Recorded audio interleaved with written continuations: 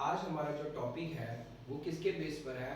Loan के base पर। Loan का मतलब क्या हुआ? जब कोई पार्टनर रिटायरमेंट लेता है, बिजनेस को छोड़कर चला जाता है, तो कंपनी ने उसका अमाउंट जो पे करना होता है, तो कंपनी उस चीज़ को क्या मान के चलती है? एज ए लोन मान के चलती है कि कंपनी की वो क्या बन जाती है? लाइबिलिटी बन जाती है। कंपनी की क्या बन जाती है? लाइबिलिटी, जो कंपनी ने पार्टनर को पे करनी होती है। तो आज का टॉपिक जो है वो हमारा क्या है? Retiring partner loan account.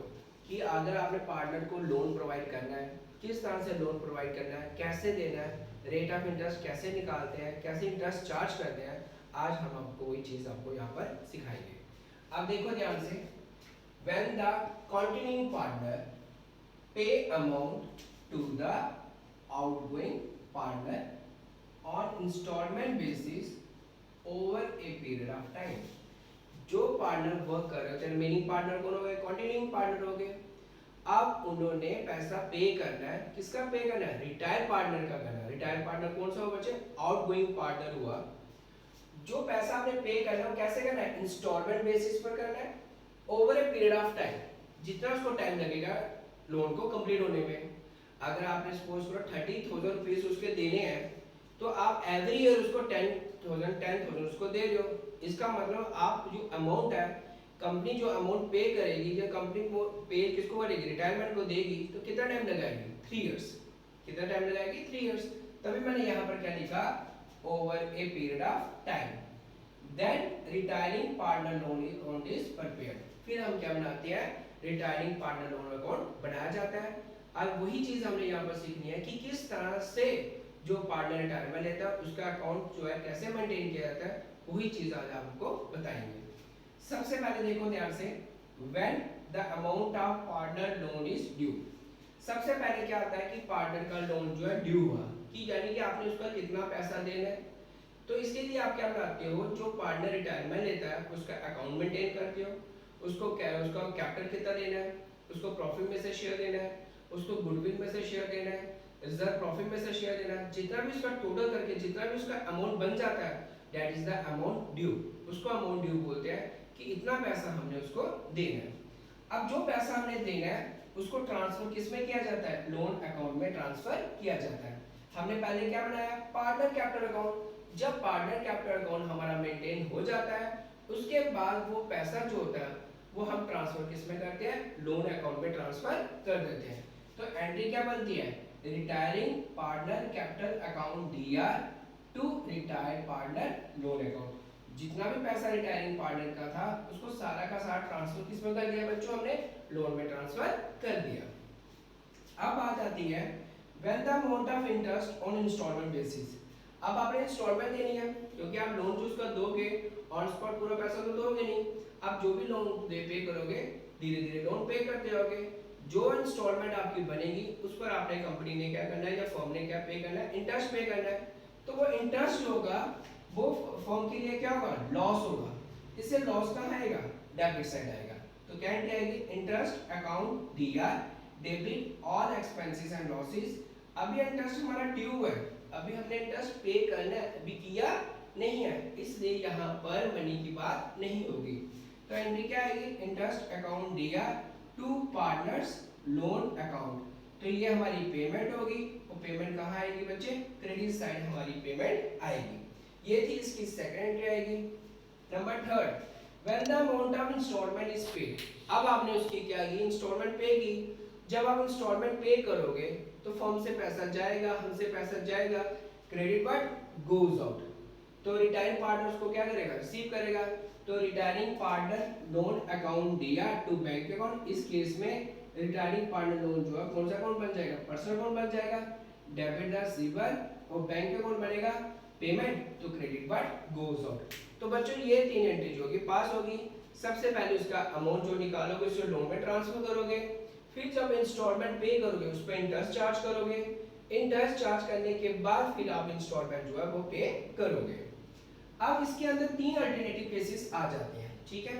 सबसे पहले हम लोन किस तरह से उसको प्रोवाइड करेंगे? Number one, repayment may be made by an agree instalment over a period of years. देखो कहने का मतलब क्या हुआ कि अगर मैंने 30,000 रुपीज उसको मैंने देने हैं 3 इयर्स का टाइम लगाया मैंने, तो कितना पैसे दिए मैंने 10,000 रुपीज मैंने उसको पे किए। जो इंस्टॉलमेंट जो बनी मेरी कितनी बनी 10,000, उसमें एक साल में क्या बोला interest being allowed on the diminishing balance on the amount due, जितना आपका बैलेंस लेस करने के बाद बच जाएगा उस पर आपने इंटरेस्ट प्रोवाइड करना है। फॉर एग्जांपल आपने 30,000 रुपीज कितना हुआ 10,000 रुपीज 3 में इंस्टॉलमेंट देनी है, तो 10% आप इस पर क्या करोगे इंटरेस्ट प्रोवाइड करोगे।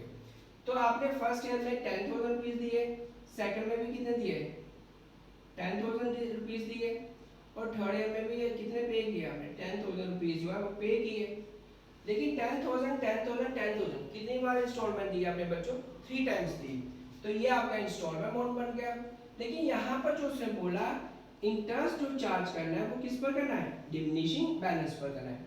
डिमिनिशिंग बैलेंस का मतलब क्या हुआ, जैसे 30,000 था तो पहले आपने इंटरेस्ट यहाँ पर दिया, इंटरेस्ट यहाँ पर दिया 10%, फिर आपने 10,000 जो पे किया तो आपका बैलेंस कितना आया 20, दैट इज आउटस्टैंडिंग। तो इस पर इंटरेस्ट आप कितना दोगे 10% पे करोगे, फिर आपने 10,000 फिर से पे किया, फिर कितना बचा 10,000, फिर आपका आउटस्टैंडिंग बैलेंस, फिर इस पर इंटरेस्ट आप कितना दोगे 10%। जितना आपका डिमिनिशिंग बैलेंस बचेगा उस पर आपने 10% इंटरेस्ट प्रोवाइड करना है। तो ये था आपका फर्स्ट केस।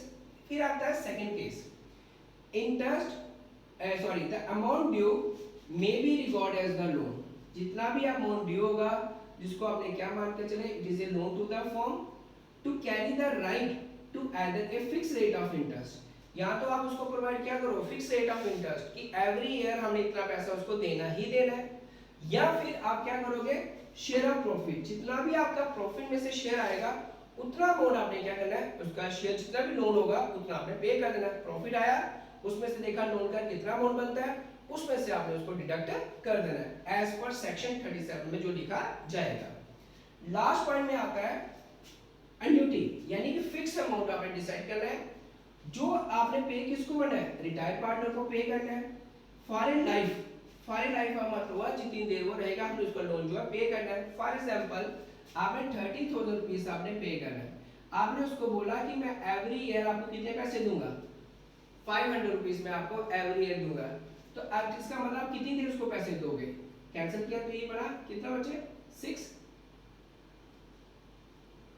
ईयर, 6 साल तक आप उसको पैसे देते रहोगे। या for any number of year, जितना ईयर्स आप डिसाइड। देखो बच्चों यहाँ पर एक चीज और थी for the any number of years, मैं इस पॉइंट को फिर से रिपीट करूंगा। यहाँ पर मैंने 30 लिखा, यहाँ पर 33,000 लिखा, यहाँ पर कितना अमाउंट था बच्चे 30, ये आ गया 30,000। तो जब मैंने इसको डिवाइड किया तो यहाँ पर कितना आएगा 60 इयर्स, तभी तो क्या बनेगा for a life of year बन जाएगा 60 इयर्स तक, यानी जब तक उसके से लिखा है। देखो ये पॉइंट बड़ा इंपॉर्टेंट है, retired partner for a life, यानी उसकी अगर 60 इयर्स तक 60 साल तक मैं उसको क्या दूंगा 500 रुपीस में पे करता जाऊंगा। या फिर for any number of years, जब उसमें ये डिसाइड होगा कि ये अमाउंट जो है मैं आपको 10 साल तक पे करूंगा। अगर मैं 10 इयर्स की बात करता हूं तो ये आ गया 30,000 डिवाइड किससे किया मैंने 10, इसका मतलब मैं 3,000 जो है वो पे करूंगा कितने ईयर के लिए 10 इयर्स के लिए। For the life of some dependent, अगर इन केस रिटायर्ड पार्टनर की डेथ हो जाती है तो जो भी अमाउंट होगा उसको डिपेंडेंट को पे किया जाएगा। तो ये था बच्चे 3 केसेस आते हैं। फर्स्ट केस में आपने जो पैसा पे करना है इंस्टॉलमेंट बेस पर करना है प्लस इंटरेस्ट के साथ करना है। सेकंड केस में आपने फिक्स रेट ऑफ इंटरेस्ट लेना है, क्योंकि यहाँ पर देखो बच्चे जैसे जैसे आपकी इंस्टॉलमेंट कम होती जाएगी वैसे वैसे आपका इंटरेस्ट क्या होता जाएगा कम होता जाएगा। ये बात हमेशा याद, जैसे पहले आपने 3,000 पर इंटरेस्ट मिला, फिर आपको 20,000 पर इंटरेस्ट मिला, फिर आपको 10,000 पर इंटरेस्ट। इस केस में आपका जो इंटरेस्ट है वो कांस्टेंट नहीं है, वो फिक्स नहीं है। सेकंड केस में क्या बोला गया कि जो भी आपको अमाउंट मिला उसमें रेट ऑफ इंटरेस्ट क्या होगा फिक्स ही रहेगा, वो चेंज नहीं होगा। थर्ड केस में बोला गया कि जो भी आपको अमाउंट जो पे करना है वो 3 बातें आपको बताएगी। सबसे पहले या तो लाइफ ऑफ टाइम देंगे, अगर लाइफ ऑफ टाइम देंगे तो हम पर ईयर आपको इतना पैसा देंगे, जैसे मैंने सिंपल एग्जांपल दी 30,000 आपने देना है तो कंपनी एवरी ईयर आपको कितना देगी 500 रुपीस देगी, तो इसका मतलब 60 इयर्स तक कंपनी आपको पैसा देती रहेगी। Number 2 for the agree number of year, जितने ईयर आपने डिसाइड किए होंगे कि मुझे 10 इयर्स तक मुझे सारा पैसा चाहिए तो 10 से डिवाइड किया तो कंपनी आपको एवरी ईयर 3,000 रुपीस देती रहेगी। और ये भी बात लिखी for the life of some dependent, अगर इन केस अगर रिटायरमेंट की पार्टनर की डेथ हो जाती है तो जो पैसा होगा उसके डिपेंडेंट को दिया जाएगा। तो ये था बच्चे आप रिटायरिंग के पार्टनर लोन क्या होता है, कैसे प्रिपेयर करते हैं, कैसे जनरेटरी बनाई जाती है। जो नेक्स्ट वीडियो में आपको दिखाऊंगा उसमें मैं ये वाला टॉपिक जो होगा वो एक्सप्लेन करूंगा कि किस तरह से इंटरेस्ट जो है इंस्टॉलमेंट बेस पर कैसे लगाया जाता है और किस तरह से उसको फाइंड किया जाता है। तो नेक्स्ट वीडियो में मैं आपको ये कांसेप्ट क्लियर करूंगा, उसके आगे मैं नेक्स्ट वीडियो में ये वाला कांसेप्ट क्लियर करूंगा और थर्ड वीडियो में मैं आपको ये वाला कांसेप्ट क्लियर करूंगा। 3 वीडियोस की सेंड करूंगा, तीनों में अलग-अलग एग्जांपल है जिससे आपके कांसेप्ट क्लियर हो जाएंगे। ओके बच्चे, थैंक यू।